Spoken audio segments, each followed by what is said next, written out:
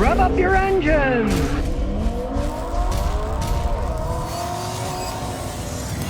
Janito says, Scotty, I was checking J.D. Powers. They have the 2016 Hyundai Elantra rated more reliable than the 2015 Honda Civic. You have to understand that J.D. Powers is basically an advertising company. They're a PR firm. The awards that they give out, who knows what they're based on? Other than any company can hire them and be one of their clients to have them push their stuff. So grading by a company that's basically a PR firm, who's going to listen to that? They're not mechanics. What do they know about that stuff, you know? Getting awards and rating things for most things is a joke anyways, because what are the parameters? You know, the parameters could be absurd. I remember ages ago when my father was going to college, he was selling Remington typewriters. They were real heavy metal typewriters. And one of these consumer magazines rated this cheap Chinese-made typewriter higher than theirs. And so he got a hold of the company. He said, these Remingtons are good typewriters. Why are you rating this Chinese junk higher? They said, well, one of our tests is we take the typewriters and we drop them 4 feet on a piece of concrete. And he said, this is a highly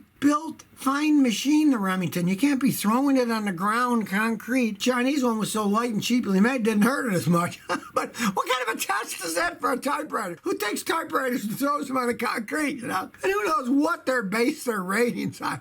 I don't believe any of that stuff. I mean, I'm a mechanic. I know which cars are good, which are bad. And I'm always upgrading what I think because things change over time. Some cars get better, some cars get worse. You got to follow it up. But some company that rates them, load of hogwash. Katabi says, Scotty, starting your car with the engines already running, damage or affect anything? It certainly can. It can destroy the starter because the engine's already going and the starter's going to a engine that's spinning. You hear horrible noises. That's bad enough. But even worse, when you turn the key and your starter works, the drive pops out, the gear on the starter. Then that meshes with the gear on your flywheel. If it's already running, you do that, you can start chewing up the gears on the flywheel. Now, flywheels are expensive enough. They cost hundreds of dollars.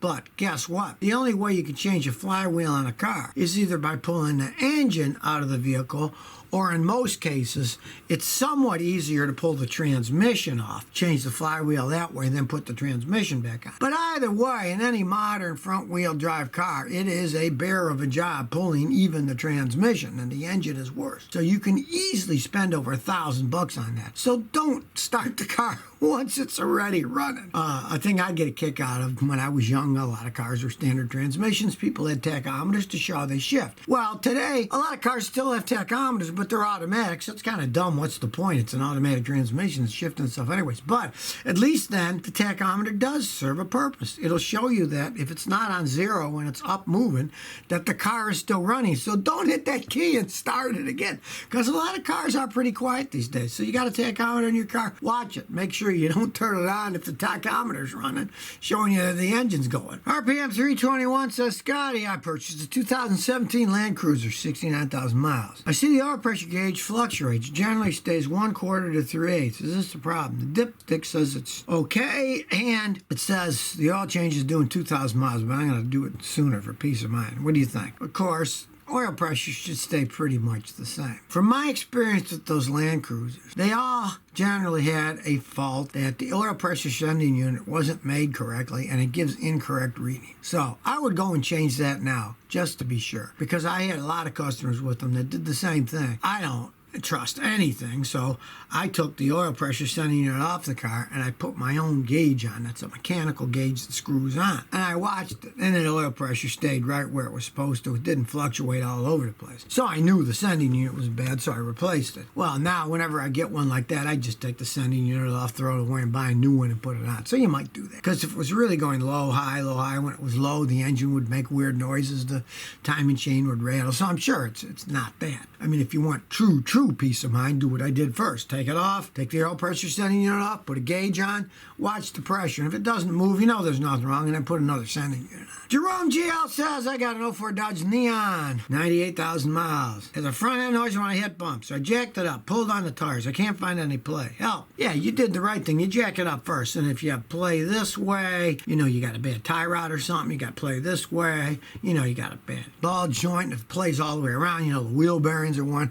But you didn't find find any place. So, I'll tell you, struts are just worn out. Those were cheaply made cars. If it's the original struts, I can guarantee you, it's 16 years old. They're not going to be any good anymore. And on those, if you're going to change the struts, you want to change the strut mounts too, because the mounts are cheap rubber on those, and when you take it off, you probably see they're cracked or they're even broken. Then you know that's what's making a noise. I'm not a fan of quick struts because those whole assembly struts, they're definitely a lot cheaper made than quality ones are. But that's a Dodge Neon. They don't ride that good anymore. And if you can find a set of cheaper complete strut assemblies, you could just buy the whole assemblies and just take the old ones off, bolt them on. It's an easier job than compressing the spring, and they can be okay then. I mean, I tried out a set once for my wife's Lexus. I was experimenting with products companies made that they sent me, and I put a quick struts on the front of her Lexus, and it rode worse, though. On a fancy car, no, don't buy quick struts. But on something like that Neon, what the heck? Peter L. says, Scotty, have you seen Matrix 4-speed automatic trannies overfilled? I doubt if it's done any damage to yours, because when you do overfill an automatic transmission, what it generally does, it builds up too much pressure.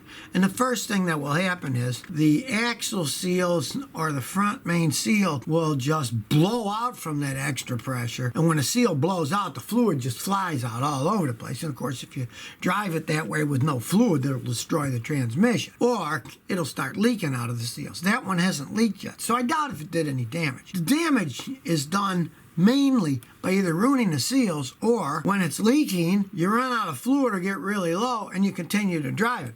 That's one problem that you got to realize about automatic transmissions. You do not want to drive them low on fluid, because if you drive them low on fluid, it's just like if you're driving a car's engine and you only had a half a quart of oil left in it. They won't get lubrication and the engine itself will burn out. If you run out of fluid in an automatic transmission, the automatic transmission will burn out and it'll cost you a fortune to rebuild it. So, since you haven't lost any fluid, now I just say drain the stuff out, fill it up to the correct level. It probably didn't do any damage at all now because you haven't got any leaks yet. Get it out as fast as you can, because even if it's just made the front main seal leak, you got to pull the transmission off to change that seal. That's a lot of money for putting too much fluid. You don't want to do all that work for a dumb thing. If it's too full, just drain it out until it's exactly level on the max level. 56 Ford says, Scotty, thanks for sharing your experience. I got an '09 Sienna with 115,000 miles.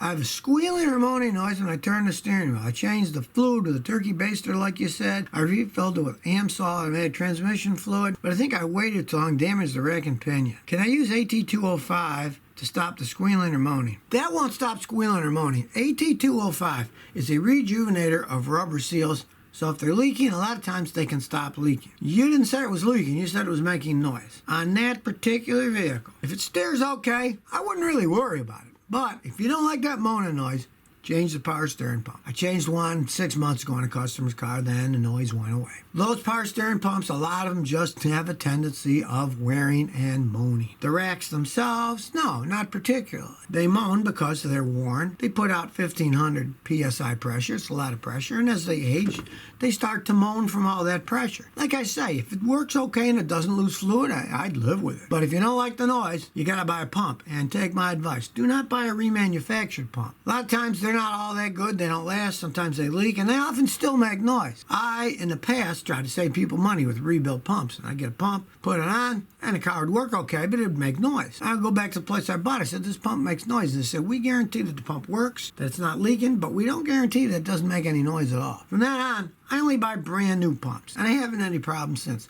And companies that have discount stuff, they followed along too, like AutoZone used to just sell the remanufactured pumps. I got a brand new Toyota one there a while back. They sell new ones too, because there's a market. They'll start selling when people think, hey, I don't want a rebuilt piece of crap, I want a new one. These companies start selling new ones too. Supply and demand. So only use a new one if you're going to change it. Darren, 1995 says, Scotty, I got a problem with my 04 Pontiac Vibe 1.8 standard. I think it's burning the oil because I don't see any on the ground. What do I need to do? First, just change the PCV valve. If it's bad, instead of just sucking oil vapor and burning it, it can suck actual oil and then burn it. They cost practically nothing. You can change it yourself in 5 minutes. Pray that fixes it, because if it doesn't fix it, well, you're kind of SOL on that one. That would mean the engine itself is burning oil because either the piston rings were worn or the valve seals were worn. And both of those cost a small fortune to fix.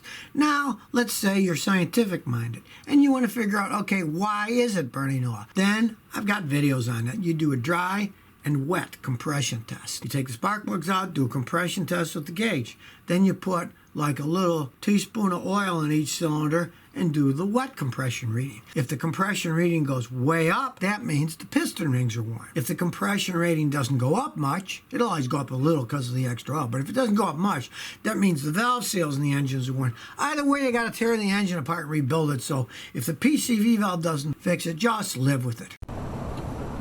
So if you never want to miss another one of my new car repair videos, remember to ring that bell.